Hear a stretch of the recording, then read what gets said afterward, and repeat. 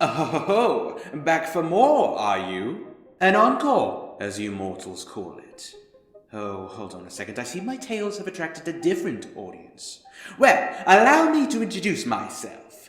You may call me the Arkytekt, although I have been called many names, some of them not so complimentary, but that is the one that has stuck, and I must say, I rather like it. Well, I'm afraid to inform you that I am terribly busy at the moment, and alas, I don't have time for more remnants. At least, not for the moment.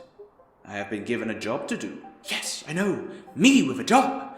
Believe it or not, that is rather rare. I usually never get involved, only watch as legends unfold within this multiverse, and I tell these legends to the likes of you. You see these stories as fiction, but here within my domain, the lines between fiction and non-fiction are rather blurry. So what is my newfound job? Perhaps that is a story you are yet to hear. But I see no harm in taking the time to tell a part of the story. Perhaps telling this little escapade will allow me to focus on the task at hand. Or perhaps it will be my last story to tell. Are you sitting comfortably? It's time for my remnant to be unleashed.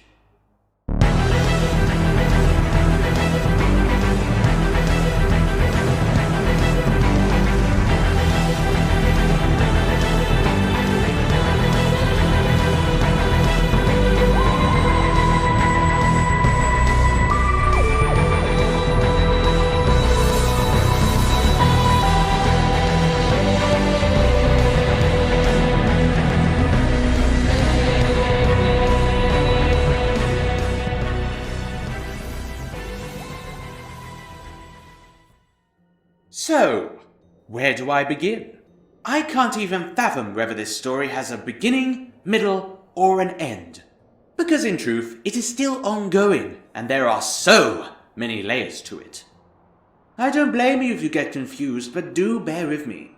It all revolves around a Time Lord. Not your average bog-standard big-collared narcissist, but a special kind. This Time Lord decided to travel beyond their home and venture into the stars. They are known by many as the Doctor, but some deem them the destroyer of worlds, the oncoming storm, and all that jazz. There are some universes in which he is a tyrant, some in which he wears a bowler hat, some in which he is peculiar, some in which he is human, some in which he decided to stay home, and even some where he looks just like me, just clean-shaven and in a garish purple. But this ongoing tale has them all share one thing in common. And that is that they are all dying. All fading away into the void and crying for help. I can hear their distress calls as I look through them. 1 trillion different doctors trying to figure out what has gone wrong and why they are suddenly fighting in a war, or why their universe is ending as they slowly fade in and out of time until all of a sudden their stories are over, and in a way, never happened. The culprit is out there somewhere, and is hidden from me. I didn't think that was possible, but I also didn't think that reality breaking beneath me was capable either. Anyways, I'm losing track of the story. Hey, don't look so terrified, and don't look so bored either. That's even worse. I could be making you watch the Master rummage through the sewers of Tercerus for an ungodly amount of time. But I'm not going to do that because I have some sense of common decency. 312 years! Deep breaths. Anyway, I digress. I cannot allow myself to be distracted from the narrative at hand. So, where was I? Yes. 1 trillion doctors fading in and out of existence, calling for help.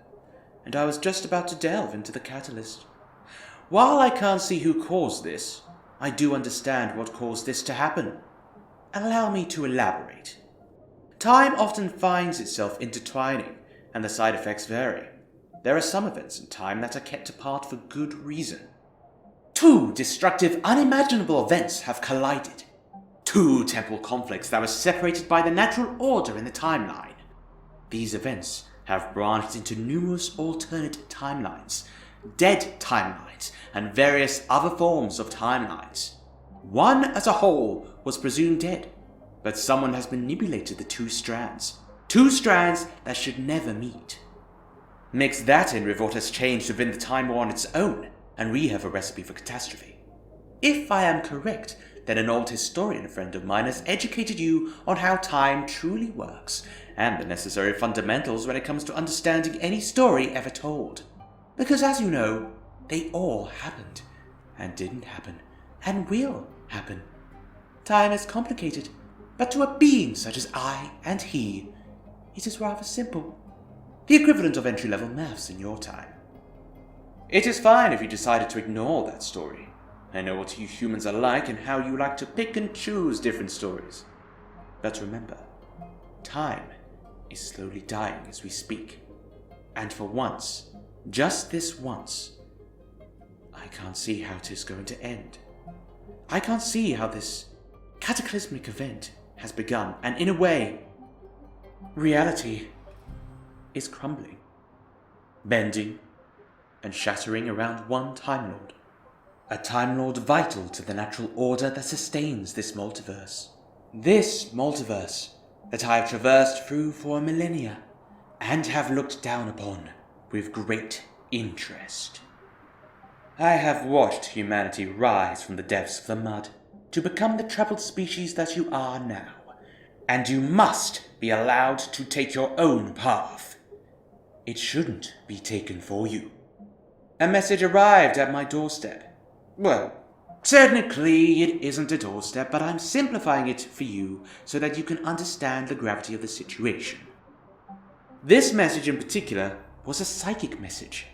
One powered by what must be an incredible mind that rivals even my own. 2 minds. This message has wandered through the multiverse itself, and while I won't spoil most of what it contains, I can tell you that it included instructions on how to fix this catastrophe.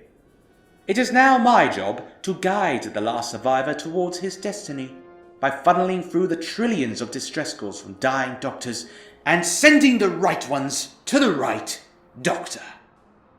To ensure that he meets the woman who helped him send this message, a woman who is supposed to enjoy a normal life during the now continued Time War, has been tested on and given powers that no human should bear. A burden that I had, and must use the little power I have left to fix this, to avert everything to as it were, and in turn, mend reality. Anyway, you have distracted me long enough. Not that we have much time left if this doesn't go right. Even I shall be wiped out from existence if this continues. I traverse reality, and if reality is no more, then as you probably guessed by now, it shall be the end of everything. And I will not allow that to happen if I can help it.